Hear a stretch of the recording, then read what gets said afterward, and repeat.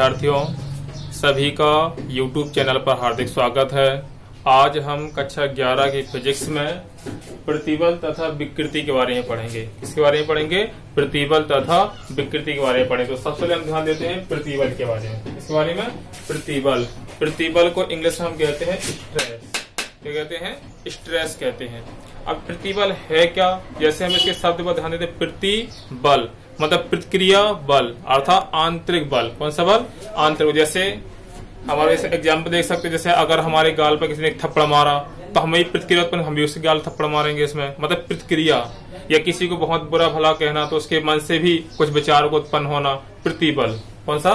प्रतिबल। अब ध्यान दें, फिजिक्स की भाषा में हम प्रतिबल पढ़ते हैं। किसकी भाषा में पढ़ते हैं? फिजिक्स की भाषा में। अब प्रतिबल किसे कहते हैं? तो इसमें ध्यान दें, उसमें मतलब प्रतिबल के बारे में साम्यावस्था में, किस अवस्था में? साम्यावस्था में किसी वस्तु के अनुप्रस्थ काट के, किसके अनुप्रस्थ? अब अनुप्रस्थ काट क्या होता है? जैसे हमारे पास ये कोई पृष्ठ वस्तु दी गई है तो ये सामने पृष्ठीय क्षेत्रफल कहलाता है, अनुप्रस्थ काट ही कहलाता है। क्या कहलाता है?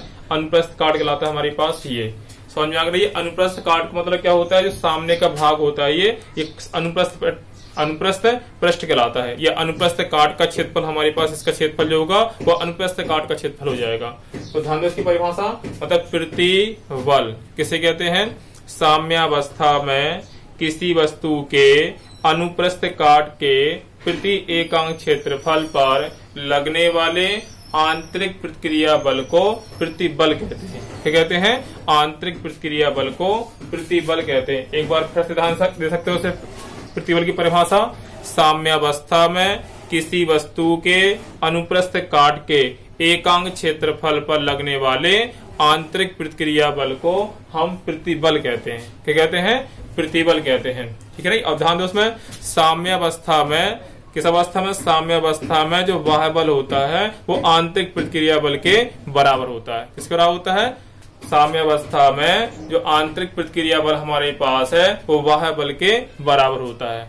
तो इसकी परिभाषा समझ में नहीं है तो एक बार फिर सुन सकते हैं प्रतिबल की परिभाषा, मतलब प्रतिबल साम्यावस्था में किसी वस्तु के अनुप्रस्थ काट के एकांक क्षेत्रफल पर लगने वाले आंतरिक प्रतिक्रिया बल को प्रतिबल कहते हैं। क्या कहते हैं? प्रतिबल। और तो प्रतिबल बराबर क्या होगा इसमें? प्रतिबल बराबर आंतरिक प्रतिक्रिया बल, आंतरिक प्रतिक्रिया बल बटे अनुप्रस्थ काट का क्षेत्रफल। ठीक है? तो प्रतिबल बराबर क्या होता है? आंतरिक प्रतिक्रिया बल अपॉन अनुप्रस्थ काट का क्षेत्रफल। अब जैसे मान लेते हैं, माना किसी वस्तु के अनुप्रस्थ काट के एकांक क्षेत्रफल पर वाह्य बल F लगाया जाता है। क्या लगाया जाता है? वाह्य बल F। हमने बताया कि वाह्य बल जो हमारे पास है किसके बराबर होता है? आंतरिक प्रतिक्रिया बल के। तो हमारे पास क्या आ जाएगा? प्रतिबल बराबर आ जाएगा F अपॉन A। क्या आ जाएगा? प्रतिबल बराबर सूत्र हमारे पास होता है F अपॉन E। तो यह प्रतिबल का हमारे पास मेन सूत्र हो गया। क्या हो गया? प्रतिबल का यह मेन सूत्र हमारे पास है। अब ध्यान दो, उसमें प्रतिबल का हम मात्रक निकाल सकते हैं, प्रतिबल की विमा निकाल सकते हैं। तो उसको तुम्हें केवल सूत्र याद रखने की आवश्यकता है, मात्रक भी निकाल सकते हैं आसानी से, विमा भी निकाल सकते हैं। अब देखो इसमें क्या हो जाएगा? प्रतिबल का मात्रक है, प्रतिबल का मात्रक है बराबर, प्रतिबल बराबर क्या है? प्रतिबल बराबर हमारे पास F अपॉन A। F क्या है? बल, बल का मात्रक अर्थात F का मात्रक है, बटे E क्या है? क्षेत्रफल, मतलब A का मात्रक है। बल का मात्रक क्या होता है? न्यूटन। क्षेत्रफल का मात्रक क्या होता है? Metre square. तो इसका मात्रक हो जाएगा न्यूटन प्रति मीटर स्क्वायर। तो प्रतिबल का जो मात्रक हमारे पास होगा न्यूटन प्रति मीटर स्क्वायर। अब जैसे विमा निकालनी है, प्रतिबल की विमा, विमा याद करेंगे इसमें तो F की विमा अपॉन A की विमा। अब दोनों F क्या हमारे पास? बल, बल की विमा क्या होती है?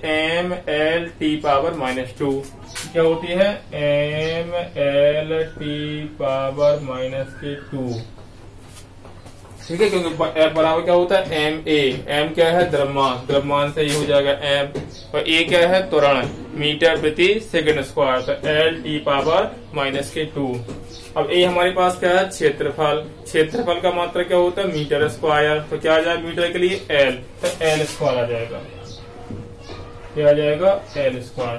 तो हमारे पास विभव कितनी हो जाएगी इसकी, L हमारे पास ये है, L हमारे पास जब कोई घात नहीं होती तो एक घात मानी जाती है, तो आधार समान होने पर भाग में घातें घट जाती हैं, तो एक में से अगर 2 घटाएंगे तो माइनस का 1 बचेगा, तो इसकी विभव हमारे पास आ जाएगी m L power -1 T power -2। तो हमारे पास प्रतिबल की विभव क्या होती है m L power -1 T power -2। तो ये हमारे पास हो गए इसमें प्रतिबल की विभव और प्रतिबल का मात्रक, जो तुम्हें खास तौर पर याद रखना है। प्रतिबल का मात्रक क्या होता है न्यूटन प्रति मीटर स्क्वायर, प्रतिबल की विभव क्या होती है m L power -1 T power -2। मतलब मात्रक और विभव को याद करने की आवश्यकता नहीं, इसको रटें, केवल हम सूत्र अगर हमें पता है तो मात्रक भी याद कर सकते हैं और विभव भी याद कर सकते हैं। तो ये हमारे पास हो गया प्रतिबल का मात्रक और विभव। अब ध्यान दो, इसमें किसी वस्तु पर लगाए गए बल के आधार पर, किसके आधार पर, तो किसी वस्तु पर लगाए गए बल के आधार पर प्रतिबल मुख्यतः 3 प्रकार का होता है। कितने प्रकार का होता है 3 प्रकार। कौन कौन हमारे पास है, एक हमारे पास होता है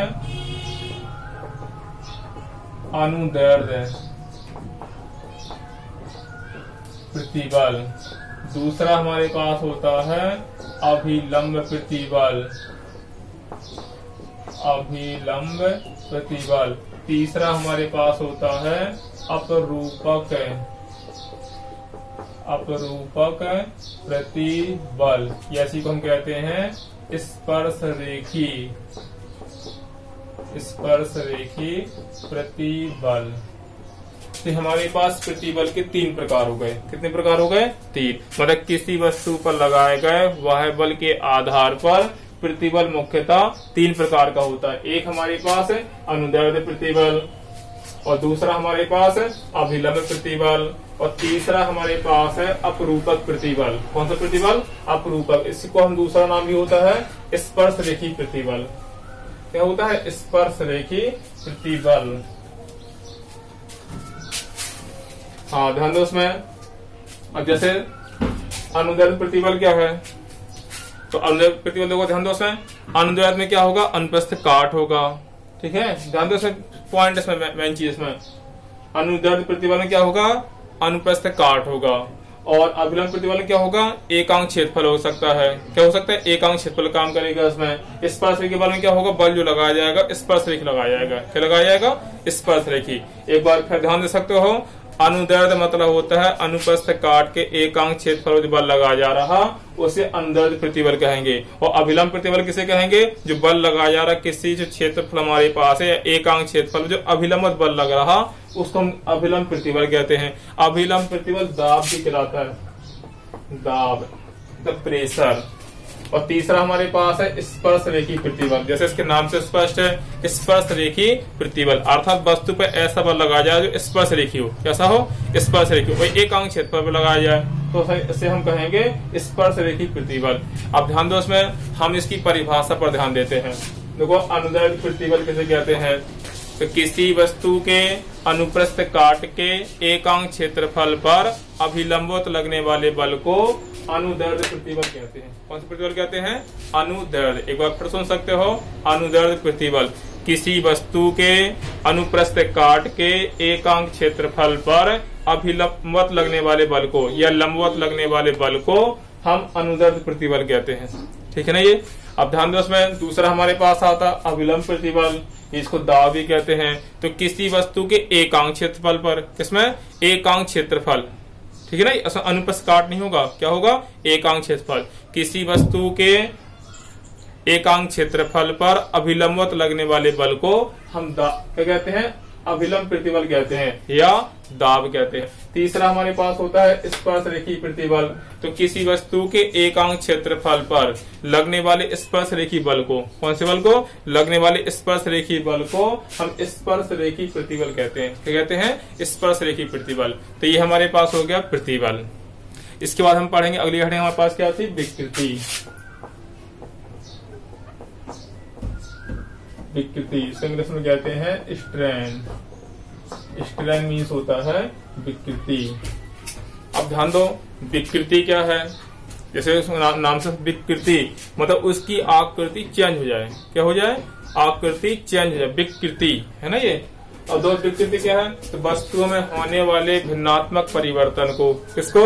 वस्तुओं में होने वाले भिन्नात्मक परिवर्तन को विकृति कहते हैं। जैसे हमारे पास कोई वस्तु दी गई है, इसकी आकृति, रूप, ये सब बदल जाए इसमें, तो ये विकृति कहलाती है। तो विकृति किसे कहते हैं? वस्तुओं में होने वाले भिन्नात्मक परिवर्तन को विकृति कहते हैं। एक बार इसकी परिभाषा हम फिर सुन सकते हैं। विकृति किसे कहते हैं? वस्तुओं में होने वाले भिन्नात्मक परिवर्तन को विकृति कहते हैं। अब ध्यान दो, जैसे हमारे पास L लंबाई की तार है। क्या है? L लंबाई की तार। हमने क्या किया? इसमें भार लटका दिया। जब भार लटका इसकी लंबाई वृद्धि हो जाएगी, तो लंबाई वृद्धि और प्रारंभिक लंबाई के अनुपात को हम विकृति कहते हैं। क्या कहते हैं? विकृति। तो इसका सूत्र क्या होता है विकृति का? विकृति बराबर लंबाई में वृद्धि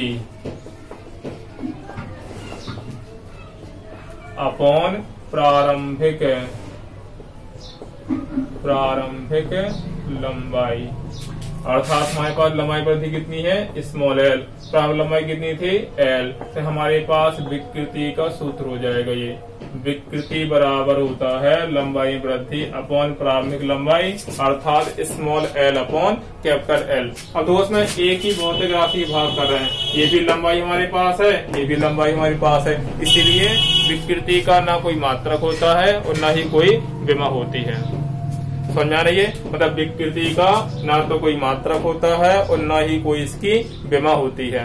तो ये हमारे पास हो गया विकृति। अब ध्यान दो, विकृति भी वस्तु पर जो बल लगाए जाते हैं उसके आधार पर, ये वस्तु में परिवर्तन के आधार विकृति भी 3 प्रकार की होती है। कितने प्रकार की होती है? 3 प्रकार की। पहली हमारे पास होती है अनुदैर्ध्य विकृति। कौन सी विकृति? अनुदैर्ध्य। दूसरी हमारे पास होती है आयतन विकृति और तीसरी हमारे पास होती है अपरूपण। तो इसमें क्या था? अपरूपक, इसमें अपरूपण विकृति। या इसका दूसरा नाम क्या है? स्पर्श रेखी विकृति। दूसरा नाम इसका हमारे पास है स्पर्श रेखी विकृति। स्पर्श रेखी विकृति। तो ध्यान दो, उसमें वस्तुओं में परिवर्तन होने के आधार पर विकृति 3 प्रकार की होती है। कौन कौन? पहली हमारे पास है अनुदैर्ध्य विकृति, दूसरी हमारे पास है आयतन विकृति और तीसरी हमारे पास है अपरूपण विकृति या स्पर्श रेखी विकृति। अब इनकी भी हम परिभाषा निकाल सकते हैं। जैसे अनुदैर्ध्य विकृति हमारे पास है ना ये, तो किसी वस्तु की एकांक लंबाई में होने वाले परिवर्तन को अनुदैर्ध्य विकृति कहते हैं। लंबाई अनुप्रस्थ अनुदैर्ध्य है ना, अनुप्रस्थ काट क्षेत्रफल में। तो किसी वस्तु की एकांक लंबाई में होने वाले परिवर्तन को हम अनुदैर्ध्य विकृति कहते हैं। दूसरा हमारे पास है आयतन विकृति। किसी वस्तु के एकांक आयतन में होने वाले परिवर्तन को, किसको? एकांक आयतन में होने वाले परिवर्तन को आयतन विकृति कहते हैं। अब अपरूपण विकृति मतलब जब किसी वस्तु पर स्पर्श रेखी बल लगाया जाता है तो बल की दिशा में विस्थापन तथा उसकी प्रारंभिक स्थित दूरी के अनुपात को हम अपरूपण विकृति या स्पर्श रेखी विकृति कहते हैं। एक बार फिर सुन सकते हो इसे, अपरूपण विकृति जब किसी वस्तु पर स्पर्श रेखी बल लगाया जाता है तो बल की दिशा में विस्थापन और परत जो हमारे पास है उसकी प्रारंभिक स्थिति दूरी के अनुपात को हम अपरूपण विकृति कहते हैं। क्या कहते हैं? अपरूपण विकृति। इसको हम करते हैं थीटा से ही। किससे करते हैं? थीटा से ही करते हैं। मतलब एक प्रकार का कोण ही है। ठीक है, तो ये हमारे पास विकृति हो गई। तो हमने क्या क्या पढ़ लिया? प्रतिबल पढ़ लिया, विकृति पढ़ लिया। अब प्रतिबल और विकृति से संबंधित हमारे पास एक होता है हुक्स लॉ, मतलब हुक का नियम। किसका नियम है? हुक का नियम। तो किसने बताया था? हुक नामक वैज्ञानिक ने बताया था। तो अब हम पढ़ेंगे हुक का नियम।